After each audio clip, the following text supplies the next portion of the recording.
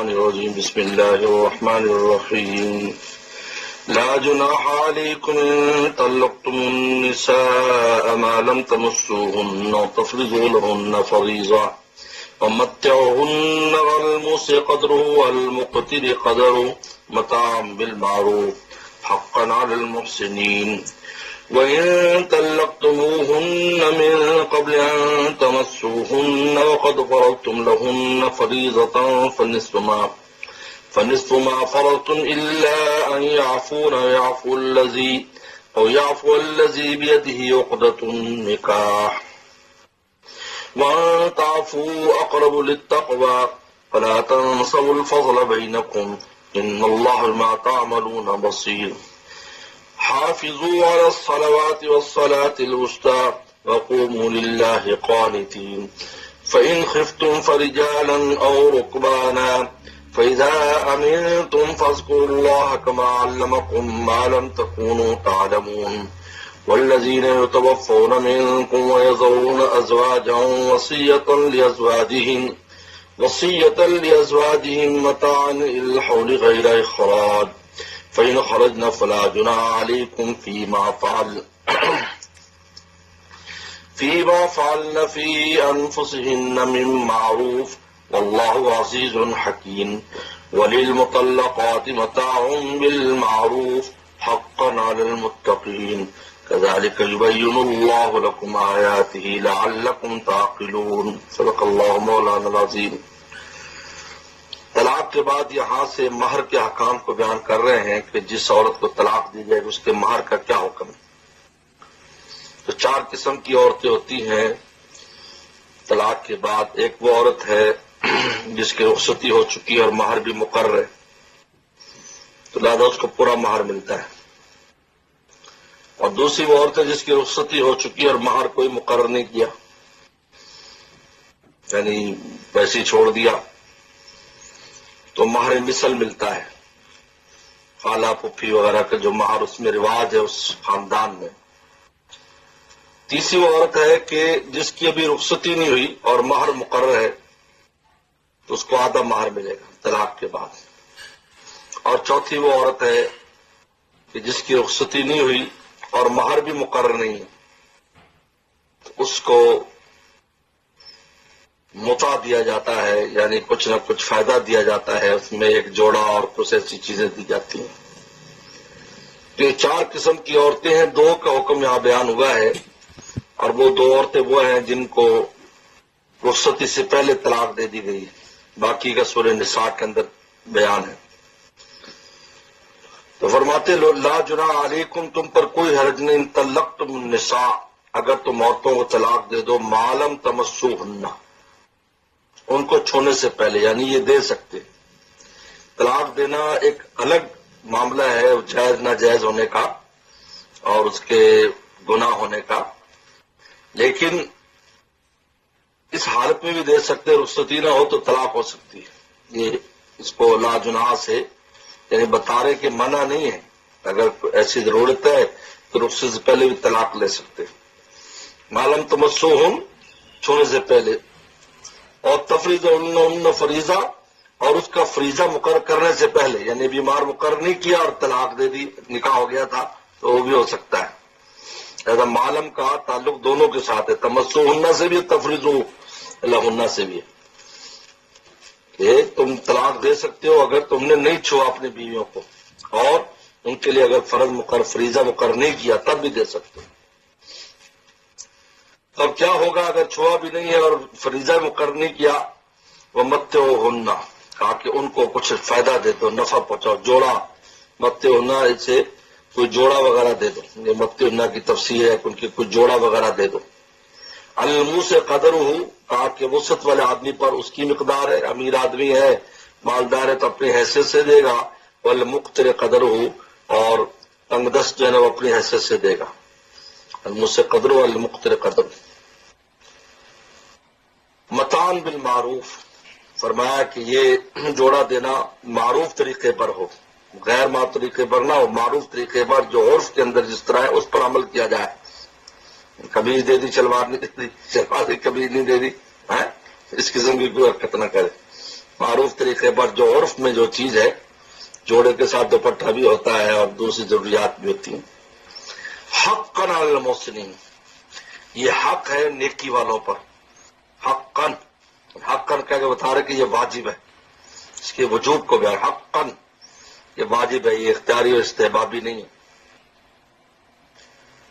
یہ تو ایک عورت کا بیان ہو گیا کہ جس کا مہر بھی مقرر نہیں اور رخصتی پر طلاق دے. دوسری عورت وَإِن طَلَّقْتُمُوهُنَّ مِن قَبْلِ أَن تَمَسُّوهُنَّ وَقَدْ فَرَضْتُمْ لَهُنَّ فَرِيضَةً، اور اگر تم نے ان کو طلاق دی ہو ان کو چھونے سے پہلے اور تم ان کے لیے فریضہ مقرر کر چکے ہو، یعنی مہر مقرر کر دیا، فَنِصْفُ مَا فَرَضْتُمْ، تو پھر آدھا دو جو تم نے مقرر کیا ہے، آدھا دو.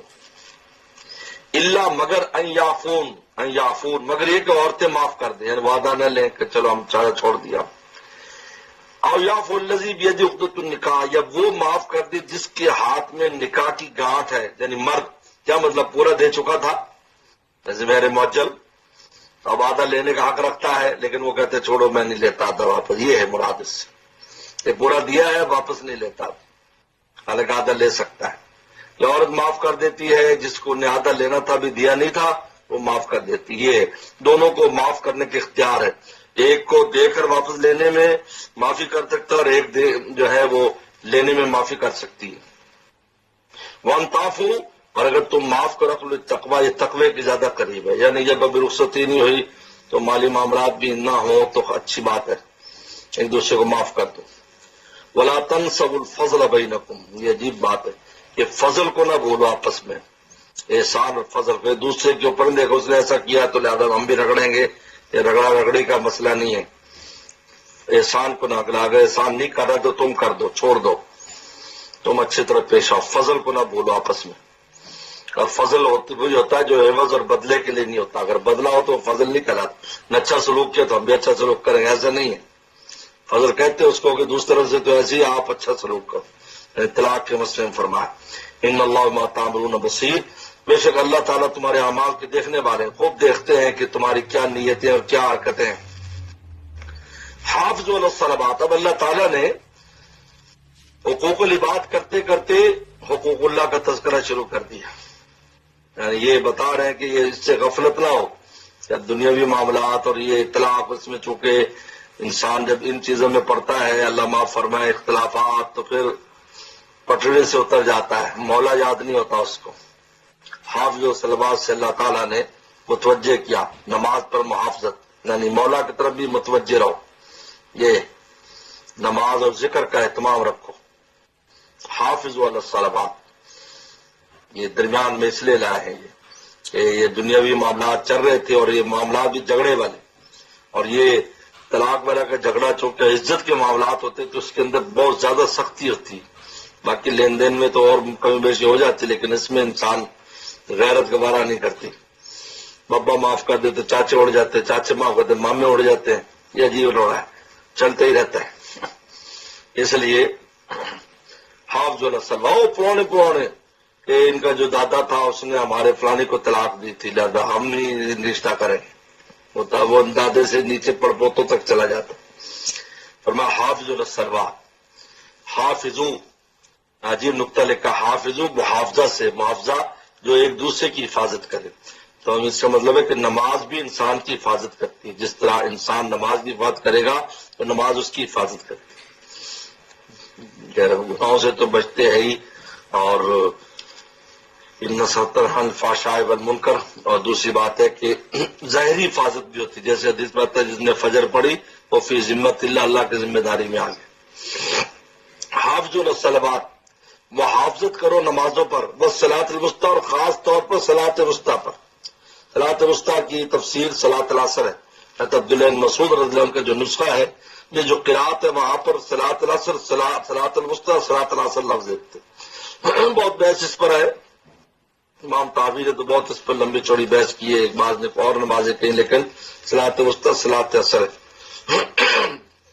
2 دن کی اور 2 رات کی نمازوں کے درمیان عصر ہے وہ صلاۃ الوسطیٰ. اور عصر چونکہ خاص مشغولیت کا وقت ہوتا ہے اس لیے عصر کے بارے میں خاص تاکید بھی ہے. اور دوسری بات ہے کہ عصر کا جو وقت ہے یہ اللہ کی زیارت الہی کا وقت ہے، اس لیے بھی اس کا بڑا اہتمام کی ضرورت ہے. وقوموا للہ قانتین، کھڑے جو اللہ تعالیٰ کے لیے قانتین، ادب، خاموش ادب کے ساتھ، قانتین قنوت خاموشی کو بھی کہتے ہیں۔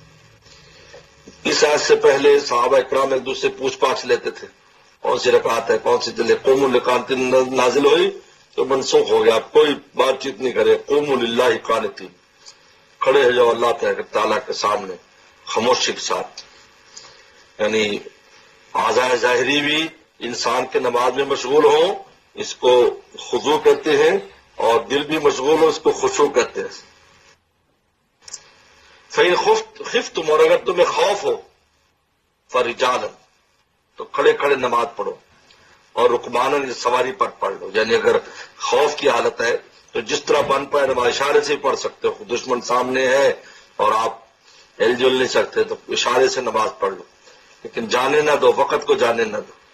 یہ فرجالن اور رکبانہ، اس لیے آج بھی جہازوں میں ہوتے، اس میں ہوتے جگہ نہیں ہے، وہ ہے تو جس طرح بھی ہوتا ہے وہ بیٹھ کر ہی پڑھ لے، بعد میں جا کر قضا وغیرہ کر لے جو کرنا ہے۔ لیکن یہ جو خوف میں ہے یہ تو بالکل اجازت ہے۔ یا رجالن سے مراد ہے کھڑے کھڑے، چلنے مراد نہیں ہے۔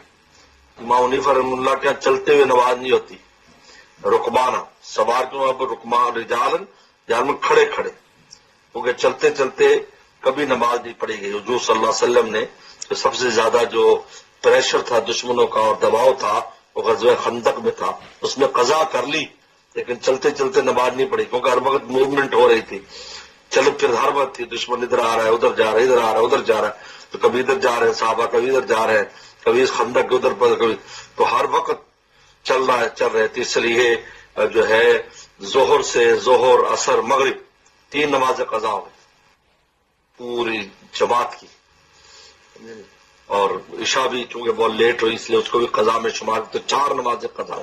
تو رجالن تو ابو حنیفہ رحمہ اللہ فرماتے اگر چلتے چلتے جائز ہوتا تو آپ فرما دیتے چلتے چلتے پڑھ لیتے، اور اس میں قبلے کا مسئلہ بھی نہیں ہوتا، خوف میں جدھر منہ ہے بس پڑھ لے، جان اور رکبانہ۔ باقی تفصیل صلاۃ الخوف میں ہے۔ فَإِذَا أَمِنْتُمْ، اور جب تم اطمینان ہو جائے، فَاذْكُرُوا اللَّهَ كَمَا عَلَّمَكُمْ، تو اللہ کو یاد کرو جیسے سکھایا ہے، مَا لَمْ تَكُونُوا تَعْلَمُونَ، جو کہ تم پہلے نہیں جانتے تھے، پھر اسی طرح اطمینان سے جو طریقہ کار ہے قبلہ رخ اور قنوت کے ساتھ اور پڑوس سے۔ وَالَّذِينَ يُتَوَفَّوْنَ مِنْكُمْ، دوبارہ پھر احکام شروع کر دیے۔ اب یہاں سے وہ تو عورتوں کا تھا، اب یہاں سے متوفانا زوجہا، جس کا شوہر فوت ہو جاتا ہے، ان کا بیان کر رہے ہیں۔ لیکن یہ جو آیت ابھی آ رہی ہے یہ آیت منسوخ ہے، اس میں عدت 1 سال ہے اصل میں، اور وصیت ہوتی تھی کہ اس کو کھانا پینا دینا اور سے 1 سال رکھنا ہے، کیونکہ پہلے احکام میراث کے نہیں اترے تھے۔ آج دوسری قوموں میں چونکہ وراثت ہے ہی نہیں، اس وجہ سے دوسری قوموں کے اندر عیسائیوں میں یہودیوں میں وصیت ہے، تو جو وصیت کر دے تو بلی کے نام کر دیتے، کتے کا نام کر دیتے کہ میرا مکان کتے کو، گورنمنٹ بڑی خوش ہوتی، اور لے آتے اس کتے کو پروٹوکول دیتی ہے، یہ وہ تو مر جاتے، پھر وہ سے زہر کا ٹکا لگا کے باہر بلاتی ہے، سارے مال پہ قبضہ کر لیتی۔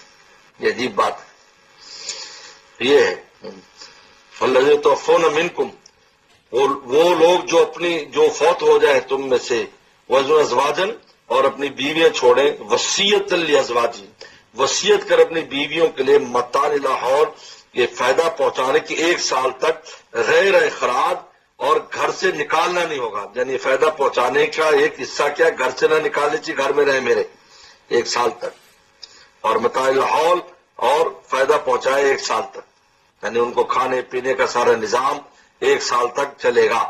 لیکن بعد میں ایک تو عدت 4 مہینے 10 دن مقرر کر دی گئی، اور دوسرا کہ وراثت میں حصہ، اس لیے لا وصیت لوارثین، اب وارث کے لیے کوئی وصیت نہیں، زیادہ آیت منسوخ ہو گئی، اسی پر اجماع ہے۔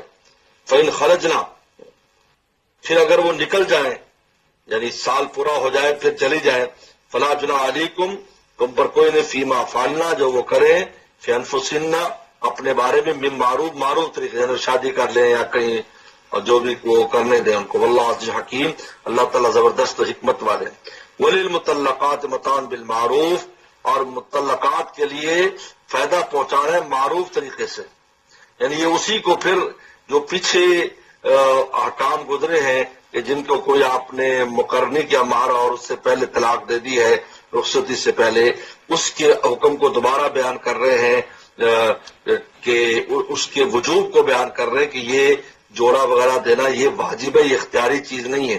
وللمطلقات، مطلقات کے لیے متاع بالمعروف، ان کو فائدہ پہنچانا ہے معروف طریقے پر، یعنی جوڑا وغیرہ دینا۔ حق المتقین، یہ حق ہے، وہاں محسنین کہا یا متقین کہا؟ نیکی کرنے والے، تقوی والے، ان پر حق ہے یہ۔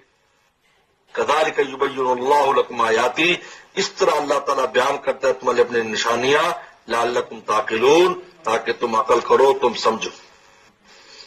صدق اللہ مولانا۔